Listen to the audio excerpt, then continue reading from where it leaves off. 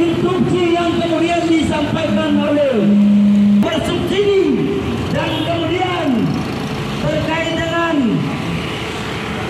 tarif.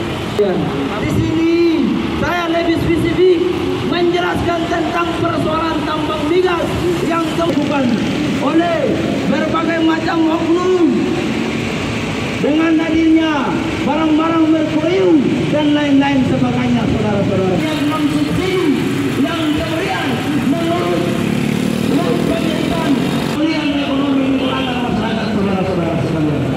Namun hari ini Bang, ini dong aksi apa ini, Bang?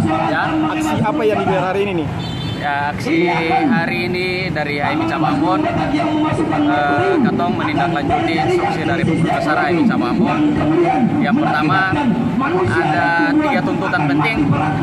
Yang pertama adalah hari ini Katong disuguhkan dengan wacana kenaikan harga BBM bersubsidi. Yang kedua kenaikan tarif listrik. Yang ketiga instruksi dari PBHMI adalah soal berantas mafia migas. Kita tahu bahwa di Maluku juga bahwa ada beberapa tambang yang juga bagi kita cukup bermasalah ketika dibuka implikasinya kepada lingkungan. Kalau misalnya di wacana kenaikan bersubsidi ini, bagi kita mengapa demonstrasi ini penting karena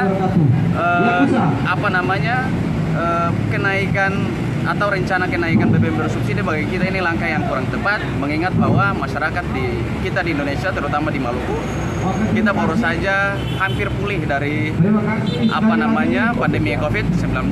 Olehnya itu kita merasa bahwa ini masih dalam tahapan pertumbuhan ekonomi. Kalau kenaikan BBM bersubsidi ini tetap dilaksanakan, maka kekhawatiran kita adalah kenaikan ini justru akan memukul balik pertumbuhan ekonomi yang sementara berlangsung. Jadi masyarakat bakal susah ya dengan rencana kenaikannya, pasti apalagi macam real ya. Efek langsung kepada masyarakat, apalagi pelaku UMKM maupun pelaku usaha kecil informal yang selama ini bagi kita tidak tersentuh oleh program-program pemerintah, sehingga memang wacana ini tidak sesuai dengan keinginan kita, apalagi keinginan masyarakat itu sendiri.